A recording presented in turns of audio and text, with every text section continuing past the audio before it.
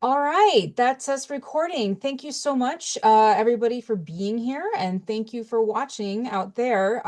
This is our August 2026 edition of Digging In with TPS Southern Region. And today we are joined by guests from the Louisiana State Museum, Friends of the Cabildo, and they're going to be talking about their project during the Q&A. But first, I just have a few kind of housekeeping, and I'm going to go ahead and share my screen. Okay, so should be looking at the Digging In with TPS Southern Region at MTSU. Um, and we do have a couple links where you can follow along. You can always check out our newsletters on our website, and I will show you where that is in just a second. But you can also look at all of our newsletters and links to the Digging In album from the TPS Teachers Network. And so to get there, you can click on the QR code or you can click on this link. And hang on a second. Let me make sure that I'm going to be sharing the. Okay, so and then when you click on that, this is what it looks like in the network. This is our album where you can see all the links to all of our past digging ins. Also, if you go to our website, you can get to our digging in page from our professional development page from our YouTube channel. So it's one of our playlists. So if you click on playlist, the digging in playlist is here, and all of the newer ones are going to be down at the bottom. So this one that we're recording today will be listed at the very bottom. And also you can access all of our newsletters from this button right here at the top in the banner. So the one that we're going to be talking about today, of course, is August 2026. And to do that, I'm going to turn things over to my colleague, Leila Smallwood. Right. All right. Hi, y'all. Can you hear me? Awesome. Okay, so thank you for joining us today. I'm just going to go ahead and share my screen and kind of talk and walk us through this newsletter for a second. So we have switched our newsletter. Stacey mentioned technology changing, right? Publisher is supposed to be going out of use in October, so we have started to transition our newsletters to Canva. So we are using this platform now to create our newsletters. So things are going to look similar, but there will be a few differences throughout. And mainly with this, we're going to keep the same welcome page, same kind of format throughout. We do have our new email link. I say new, it's been there for a few months. That TPS-SR at mtsu.edu. That's hyperlinked as well. You can just click on that and someone from our team will reach out to you, respond to your email. That way you're not waiting for multiple days from an individual email from one of us in case it gets lost. It's good for us to always have a single email as well. And then we have news here as well, like we always feature in previous newsletters. For our Tennessee teachers, we have TNCHE happening in Knoxville in November. They're accepting proposals for that until, is it September? Wow. I think it is September. I remember seeing Yeah. the announcement. Okay. I heard you in your office answer and I nodded. Like, yes. So we have those news items still available as well, or still listed, and upcoming events as well. Just kind of telling you where you can find us, where you can find members of our TPS Southern Region team throughout the next few months. So we have here our spotlight, and this is something that I will turn over to our partners in just a minute. But we have Katie and Chris here joining us, and this is the project we're spotlighting for the month on from the Friends of Cabildo in the Louisiana State Museum in New Orleans, Louisiana. And this month's theme, we wanted to really emphasize the importance of learning local history, the importance of using local history to tell a national story. And New Orleans is a great example of that, right? Louisiana is a great example of how to tell a national story by looking specifically at local events, themes. etc.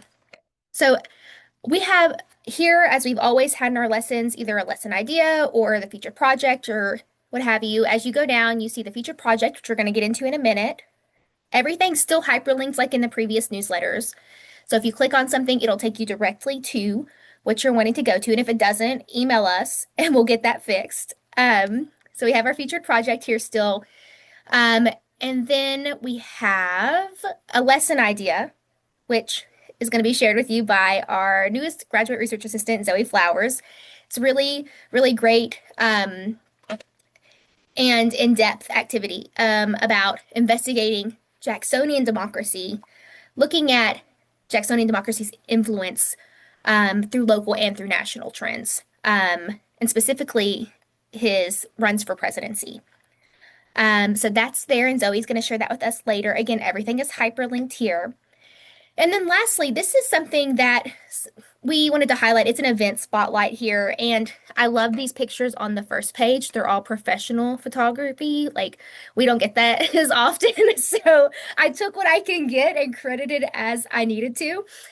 So we had a Tennessee America 250th Voices and Volunteers Teacher Institute event in Nashville, Tennessee in July. This was the second of three. So we had one in East Tennessee last July, and then we'll actually have one in West Tennessee. We haven't decided exactly where, so stay tuned on that. But that'll happen in June of 2027. So a little bit of a shift timeline wise. But I just wanted to highlight in this what happened at this institute where we visited. We visited the Hermitage, so we really stuck to that Jackson theme for this as well. And then we also unpacked Tennessee State Social Studies standards. We unpacked different misconceptions about the time period and how to really teach all parts of history, right? Even if we're talking about controversial time periods, controversial figures, teaching the entire topic. So looking at that, as well as looking at the Tennessee State Museum, we visited the Tennessee State Library and Archives. Again, we visited the Hermitage and just kind of introduced people to this time period in Tennessee history. We had 40 to 50, about 45 teachers at this event, and it's the second of three. And like I said, it'll be in Memphis next year. Or sorry, West Tennessee. I just spilled the beans. It's probably going to be in Memphis. Don't get me. So I just have all of this here featured with our featured speakers, some more images, and just some information for you to click on to find out where to go for next year's institution, or next year's institute. So stay tuned on that. And this month we'll have another feature on something either fun coming from the Teaching and Primary Sources Southern Region, something fun from a partner, or something fun from the Library of Congress. So now I'm going to turn it over to our featured partners. So what I would really appreciate is if first Chris and then Katie, if you could introduce yourselves and tell everybody about a little bit about your organization. And then I want to launch into talking about your project, a Reconstruction in the courts and in the streets.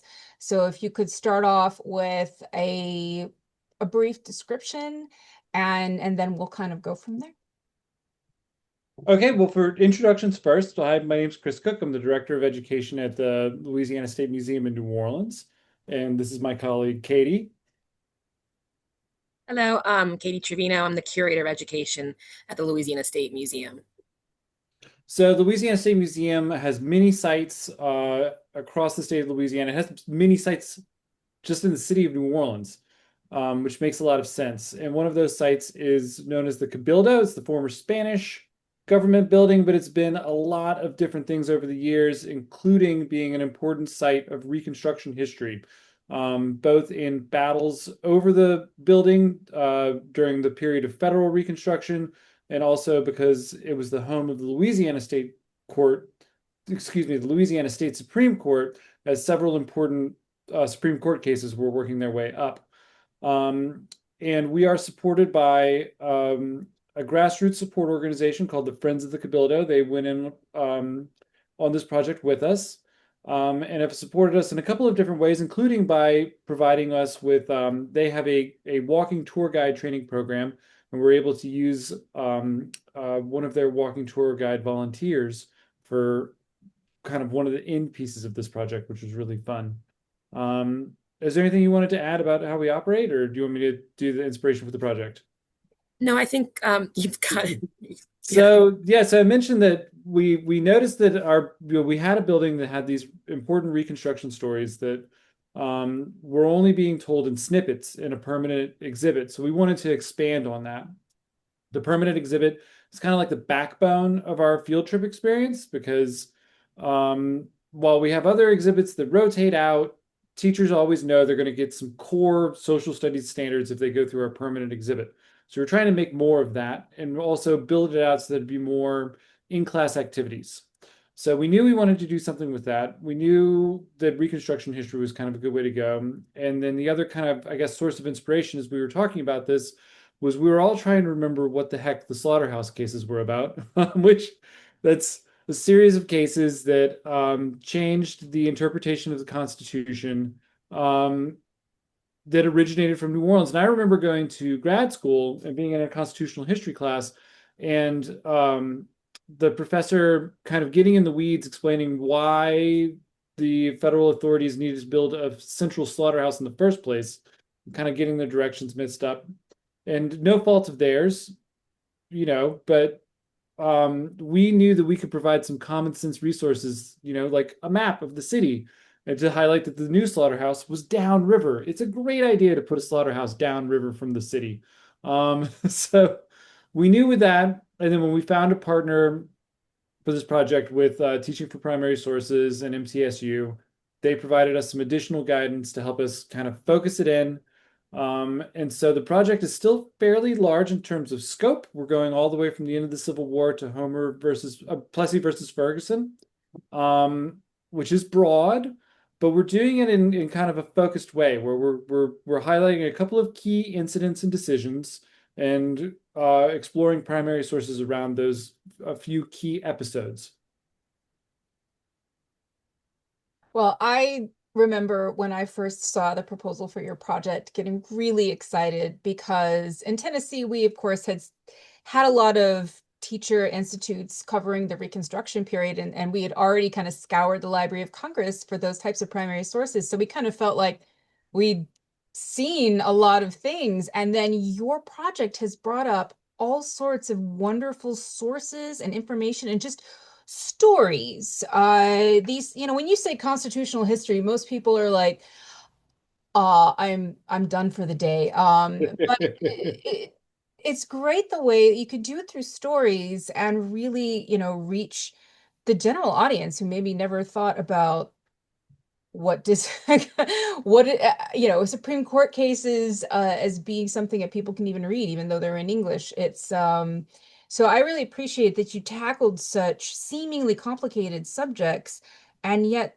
still made them so engaging and so fascinating. And yeah, you're also lucky because so much happened in New Orleans that had an impact on the larger nation, which of course is the whole theme for this month's newsletter. Yeah.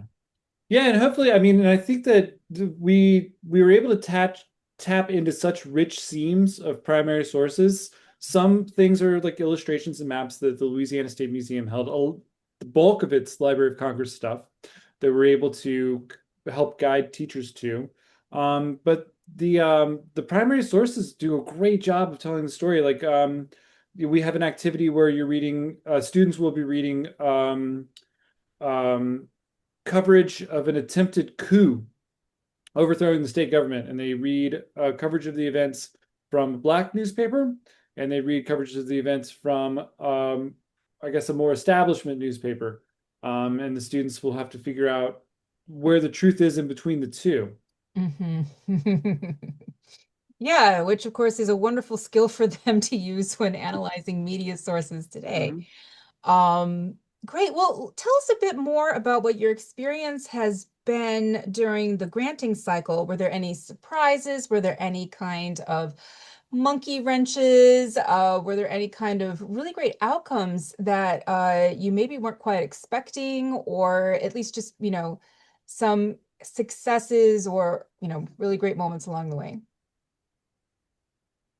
I would say and I've mentioned this before, one of the monkey wrenches that we experienced was Mardi Gras that we like just didn't think about it, because it's just kind of, it happens, but it's a lot of time that things are not happening, like built, like we're closed, people are out from school, and just it kind of kicked us back a little bit in our timeline. But so I would just kind of recommend remember Mardi Gras next time, because that was a little speed Well, bump for us. Yeah. well, and to be fair, so we were on a bit of an expedited timeline Yes. with this project, which was a little bit unusual because we didn't have a full year to do it. Um, and while we did realize once we got into it that we had, essentially because of the holidays, one less month than we thought we did, uh, the funding allowed us to hire a contractor to help us expedite. And it was somebody that we both used to work with, who's fantastic, archivist and researcher and public historian. And so, this is kind of a constant problem where, even the State Museum, I mentioned that we have several sites and we're fairly large in terms of square footage for exhibits. We have a small staff. And so anybody, if you're a similar participant in the program, whether you're coming from a school or a museum like we are, being attached to a program like this did help us get something done that we wanted to do that we wouldn't have been able to do otherwise, because we're so busy with the day-to-day business of running our sites. Yeah, and then there, I guess, Katie, can I say weather was an issue when you were filming last week? Yeah, that was pretty intense. Summertime, August filming, maybe we would plan that a little bit better in the future. I came prepared though. I had bananas. I had iced water. It was all good. Like, I was ready for it. But that was a little bit of intense day. Yeah. Can we just say Layla just dropped this note in chat, and I was also thinking about this. We did want to wait until this week to ask you how this filming went because we're really interested in seeing these videos. So if you wouldn't mind explaining a bit about what the purpose of the videos are, what the goals of the videos are, and then how it went, and whether your challenges were weather related, banana related, or just like how it turned out. It was a success, even though it was very hot. It was, we had a one of the licensed tour guides that we work with, through Friends of the Cabildo. He was presenting for each of the videos that we filmed. So we filmed at 5 locations. Most of them were in the French Quarter. There was one stop where Plessy was arrested. That's a little bit further out, but it like I was a little nervous. We've never done anything like this. We've never had this ability to do it. So being able to do it really opened up a lot of options for us in the future too, I think, for doing videos like this. But it was also really neat for me because I did some like location scouting. I live here, and it's interesting, like, you kind of forget when you're walking down the street, oh, I got to get from here to this point, to this point. I'm going to work. I'm going there. That, like, we do live in this historic place. The history is all around us. So, like, walking down to go where the canal, like, streetcar is, that's where the Battle of Liberty Place happened. And we're like standing there, but there's no way of knowing that. We know that there's no, there wasn't at one time a monument there that was uh, We have a not a lesson good plan about the monument. history of that monument Yeah. because it's complicated. Yes. But it's a great way to interpret how stories are told over time. But yeah, I just wanted to chime in, Katie, and say, like, kind of go back to like bigger picture. Because like I think you left the perfect segue when you were saying like a reminder that, as we're going about our daily lives, that we're surrounded by all these things. We wanted to include a self-guided walking tour for kind of 2 purposes. One, if you happen to be on a field trip to our site, we wanted you to be able to branch off and have teachers kind of run their own, side field trip, to emphasize that these are real places where these things really happened. And then while we're planning on a lot of in-class use of this, we wanted to have the videos so that you could do that walking tour virtually. So it's kind of the same idea, just emphasizing once again, these are real places. The things you're reading about really happened, and they really happened right here. And will these videos be available on your website for the people who aren't there on location? Yes. Yes. And what else will be available through your website? Would you like to show it Would to you like us? to see a mock-up of Oh, the I would website? We love to have see our it. beta version is up on the webpage right now. You can find it. We will add the videos and completely cement everything by the end of the month. So let me share my screen really quick.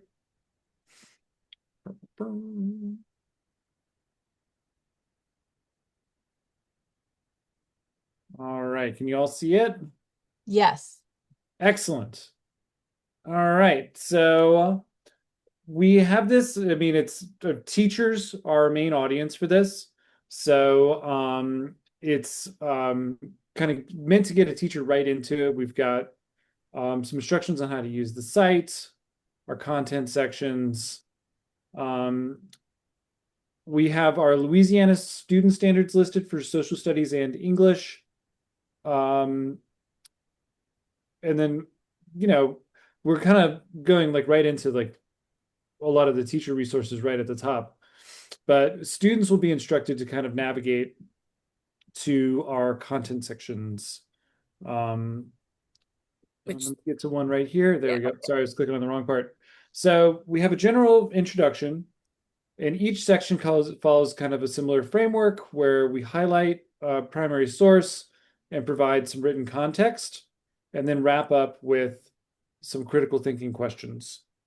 As we get into kind of the meatier content section, so here we are at the start of Reconstruction, 1866 to 1870. We have a similar thing. So we're talking about the Mechanics Institute massacre, where the Louisiana legislature was in session, and Confederate veterans attacked the Louisiana legislature and killed a lot of legislators. And so we have, a lot of contextual information here. And that's one place where we did film one of our videos at that Yeah. location, just to kind of. And I'm breezing through this because I'm not trying to do like a history lesson about the 1868 state constitution right now, but and then we have critical thinking questions about that reading passage and the events covered, and then we lead into our activities. So I'm not trying to highlight it. There we go. So these lesson plans that branch off the activities are really interesting. They're each a little bit different, and we've tried to make them scalable up and down for different grade levels. But this first one we get to is that we're asking students to interpret this poster, which is a really interesting poster because it highlights a number of the Black legislators, not all of them, just the most prominent ones. And it has some really interesting imagery around it. And since we don't have a live audience, I can't ask y'all to like feed me what you see. So I'm just going to highlight. It's very martial on top. We've got bayonets and flags and cannons, and then at the bottom we have, if you can barely see it, there's a sugar kettle that's cracked, and there's a cotton bale that's on fire.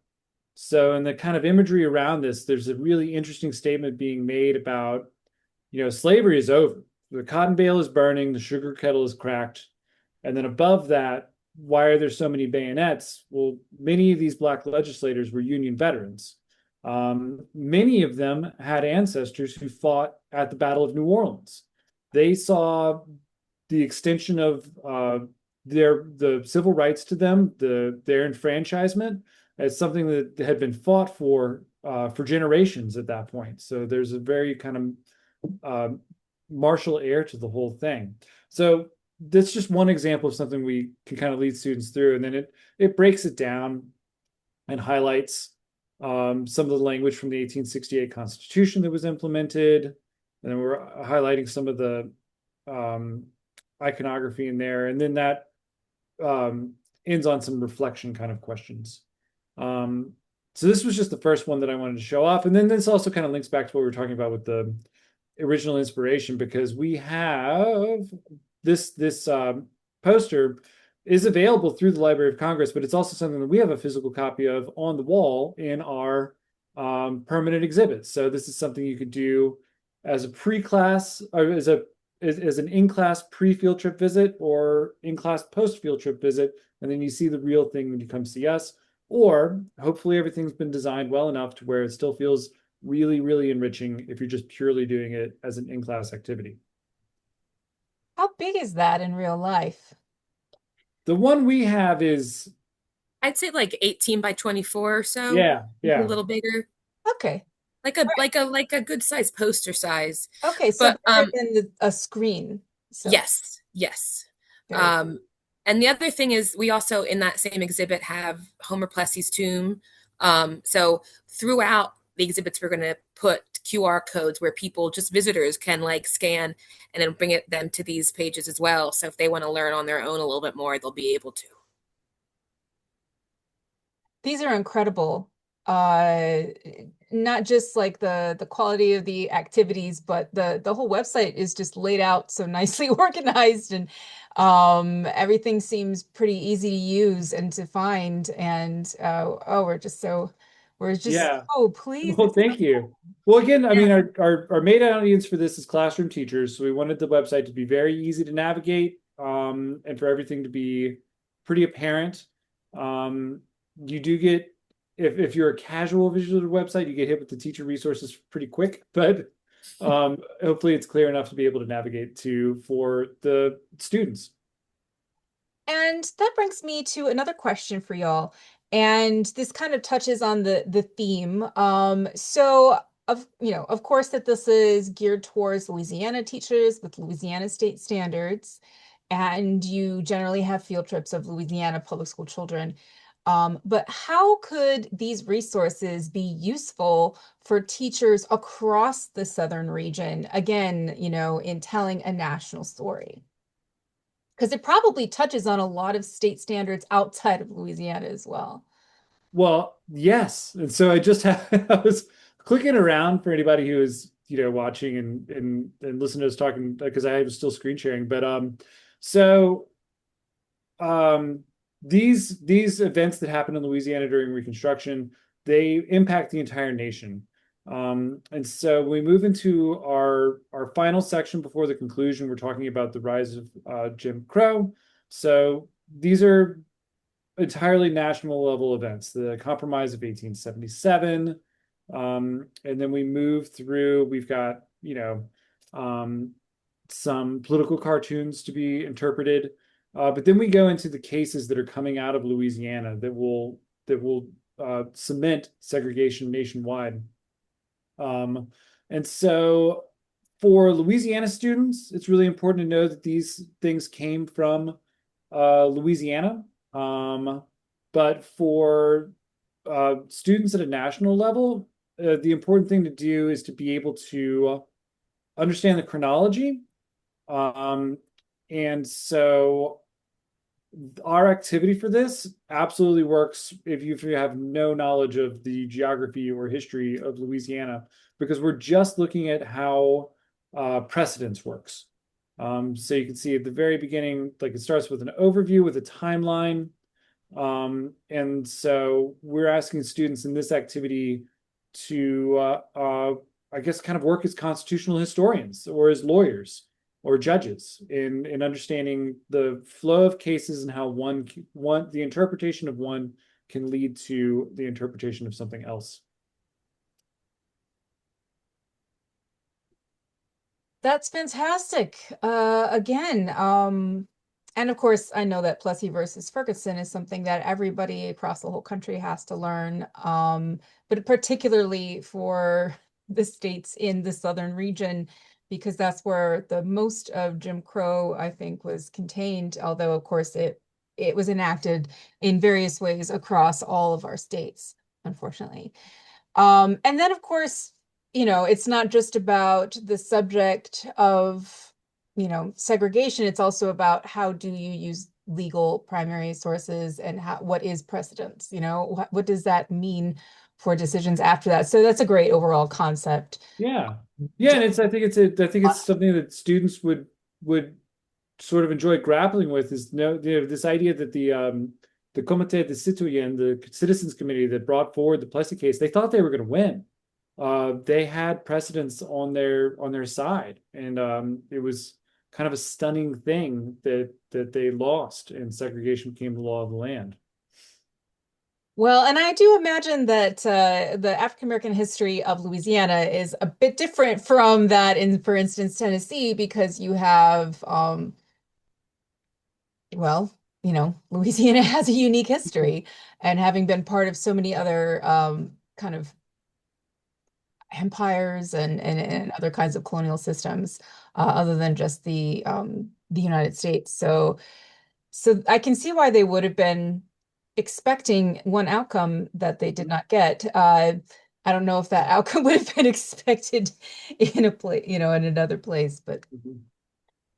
well, that's incredible. Is there any other kind of advice or any kind of other takeaway that you'd like to share with us when it comes to having worked on this project, or any kinds of things you're going to do with it to finish it up or in the future? I know that you're obviously going to be putting these videos on your website. Any other kinds of steps after that? I think that this was really just an opportunity for us to explore this kind of ability to offer these resources. And I would hope that we're able to kind of continue in the future to do other areas of that are unique Louisiana history that also have national significance too. Um, my advice would be, if you're like unsure, that this has been a really incredible experience. Everyone has been so helpful. Any questions that we ever had, just really like walked us through this. Very nice. I recommend people do, take the opportunity if they have it. Yeah, I was just going to say again that this project allowed us to increase our capacity and do some things that we'd been wanting to do for a long time. For instance, like the filming, we've been wanting to do little. I mean, these are not documentaries. These are, you know, 2 to 3 minute snippets. And but we've gained experience now in doing that, and so we're going to be thinking about what other things we can put online in a similar fashion. And otherwise, it was really fun to take on a difficult and thorny subject that a lot of teachers may feel unsupported or uncomfortable going into in the classroom. And so I think we'll be looking for another set of topics where we could provide a similar type of support. Well, I'm looking forward to the next now you get the life of these materials on the website, and how they're going to be used and pulled from by Louisiana teachers, and hopefully from teachers outside Louisiana as well.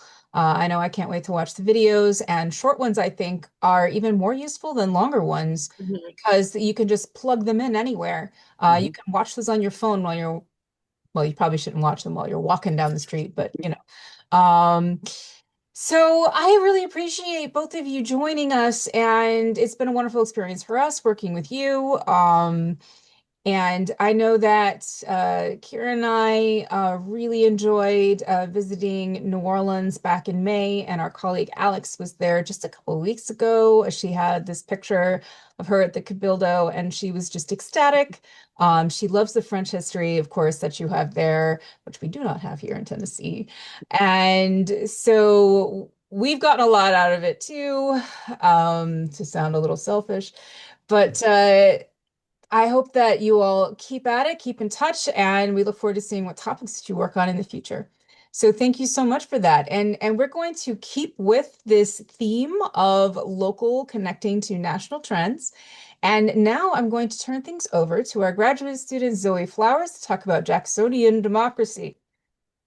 Thank you, Dr. Graham, and thank you to our guests and our partners here. It was so awesome to listen to the work that you did on your project. Sort of in the same vein, on sticking on both the Louisiana theme and the theme that we did with the 250th Teacher Institute recently with the Jacksonian era when designing this lesson idea, I tried to stick with something that, as a local to Tennessee who grew up, I think, only a couple miles from an old fort that Jackson used to be stationed at for a time, I've been very steeped in the local element of President Andrew Jackson's role in the United States. He is admittedly one of the most divisive historical figures. He did some would say very great things, and he also did some very not great things. And we talked about that a lot during the Teachers Institute. And for this lesson, I wanted to focus on sort of how local attitudes impact national trends, especially when it comes to Jackson and his role as the General Andrew Jackson in the Battle of New Orleans. It actually might come as a surprise to people who don't know the history. As the hero of New Orleans, Andrew Jackson was actually not super popular in Louisiana, at least not, it wasn't the whole state was for him, as the way that some students might conceptualize when they hear that, oh, he's the hero of the Battle of New Orleans, and then he became president. So that was probably a straight shot and very easy. And the answer is no, he was actually not super popular, because he declared martial law in Louisiana against the British troops, or against to defend against the British troops. And a lot of locals thought that was pretty heavy-handed, and they didn't like being placed under martial law. This ended up making him an unpopular choice for president in the election of 1824, versus his opponent, Henry Clay. And that local image of him as kind of a tyrannical, martial leader, ended up hurting his image a lot. This image as who we now know to be one of our presidents.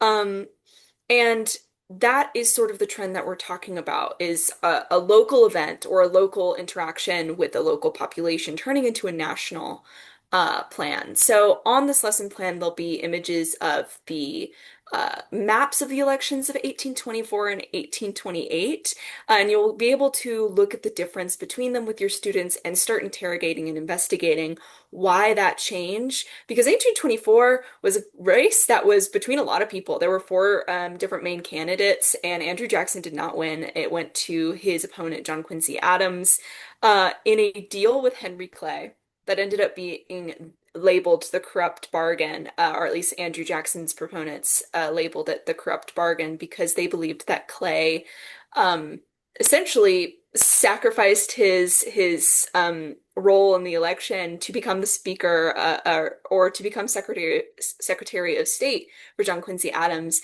because he's the Speaker of House, got that final say in who became president. So we see in 1824 it was a clash, and Jackson's role, or Jackson's identity as the hero of New Orleans and his local interaction with the population there both supported his winning Louisiana, but also undercut it a little, and possibly went against his winning that 1824 election, which he did not. So here we also have the essential understandings. These are not Tennessee state standards. They are national standards. I'm pulling from the three C's that are sort of floating around, and that's the analyze connection among events and developments in broader historical contexts. So looking at one local event versus the other and connecting it to broader national trends and evaluating the relative influence of various causes of events and developments in the past. So how did one event influence the larger trend that we're seeing in these elections?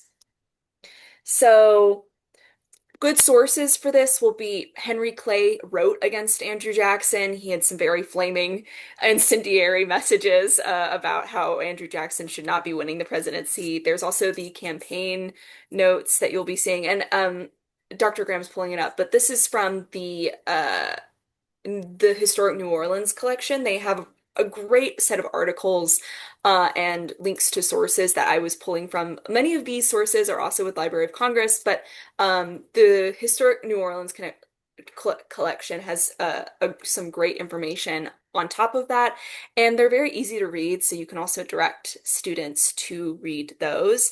Other sources you'll see for this are campaign like ballots or like delegate notes that are like vote for Jackson, vote for Quincy Adams, and of course all the propaganda around the corrupt bargain. These are great sources for students to analyze what this one event had to do with the entire election.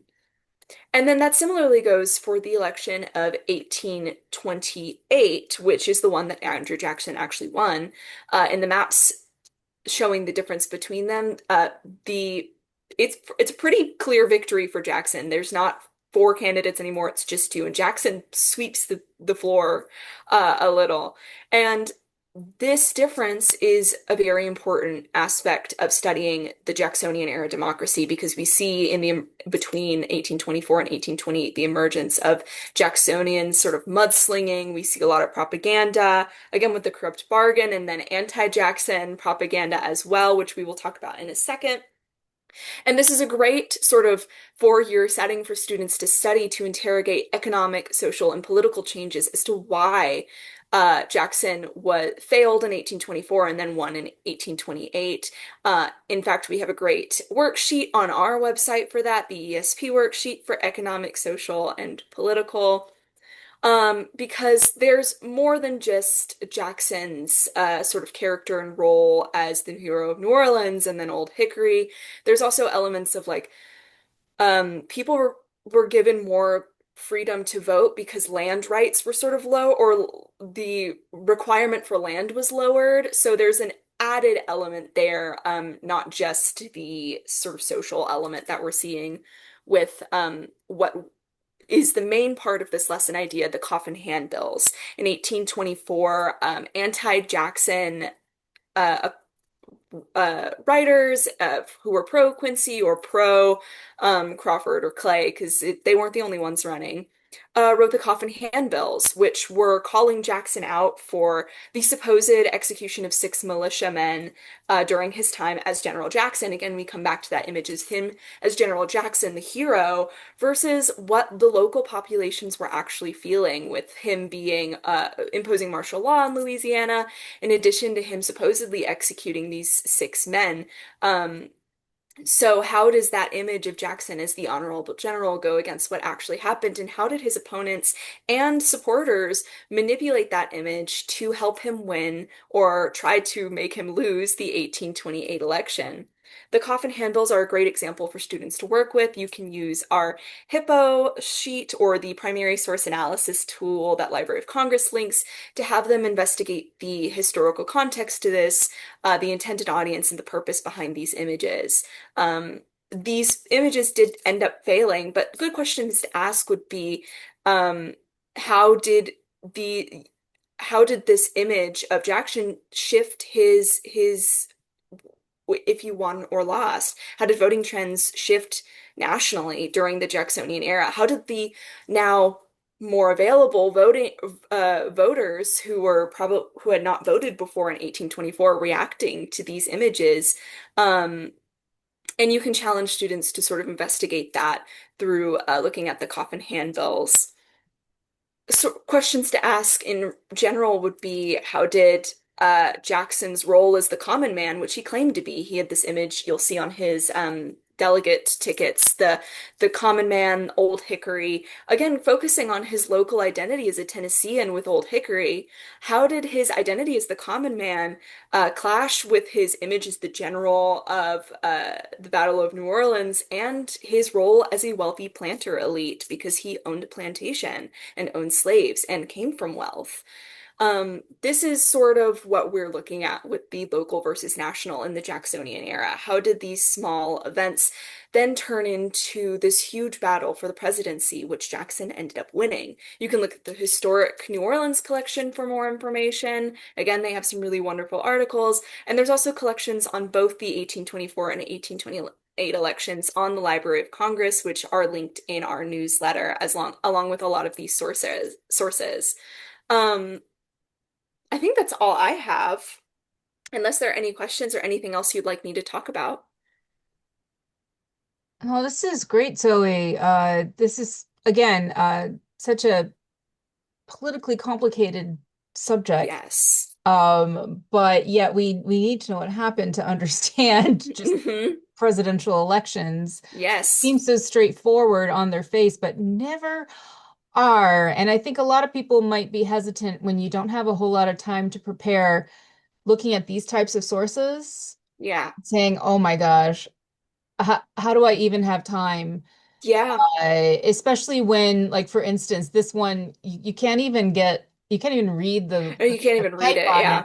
But there are so many great links to other ones, and I think it's just incredible the way that you found these on the Tennessee State Library and Archives database. I had never seen these before. I don't think I can take credit for that. I think that might have been Layla. Well, you all deserve credit because I was, of I course, abroad and not involved in this at all. But I do love how they are actually using tombstone designs from Yes. that early 19th century time period when Egyptian revival was all the rage. Yes. So that is definitely historically accurate. But of course, I would talk about tombstone. Yes. And these elections also have a lot to do. These elections were kind of a turning point for the way we do our elections now, which is equipping students to understand, like, where do we get this kind of very inflammatory language? Well, it's actually coming from Jackson a lot of the time. Jacksonian democracy is a new defining era for American politics. So understanding both the local and national trend here is very important for students. Oh yeah, absolutely. Well, that's wonderful, and I love how you tied it in to both the New Orleans project as well as the Tennessee Institute that we just had. So thank you for doing that. I have just a couple closing slides to share, and then we will be ready to dismiss. So those of you who might be watching this from our YouTube playlist, we would love to hear your thoughts and get your feedback. So there is a quick Google form that you can fill out by either going to this link or using our little T-Rex QR code here. And if you fill that out, we will be sending you a certificate for PD credit. And just give us maybe a couple weeks to sort through those and to get that out to you. But if you do this and don't hear back from us in a couple weeks, just send us an email and we'll get on that right away. We are currently in a little bit of a transition from the summer semester to the fall semester. In fact, Zoe's not technically on the clock because we are in that in between. So she's here out of the goodness of her heart. So yes, bear with us. We'll get on it as soon as we can. And then we would like to ask you to join us next month when we have our September digging in based on our September newsletter, the theme for which is World History Primary Sources from the Library of Congress, which is another challenge all its own. And so I know a lot of you world history teachers out there might get a lot from that. So I am going to stop sharing, and I want to once again thank Chris Cook and Katie Trevino of the Louisiana State Museum. I can't wait to go back to New Orleans when I actually have time to go through at least one of your mini buildings, starting with the Cabildo and then going to some of those other really awesome places too, like the Jazz Museum and some of those other places I didn't even know were part of your system. So one day soon, when it's not boiling hot and high humidity. Of course, I guess it's always high humidity down there, at least when it's not boiling hot anymore. And when it's not Mardi Gras season, when I know you are now closed, because that is not something that we thought of when we were looking at your timeline, because we don't think about Mardi Gras here in Tennessee very much. All right. Well, thanks again, and we'll see you next month, everybody.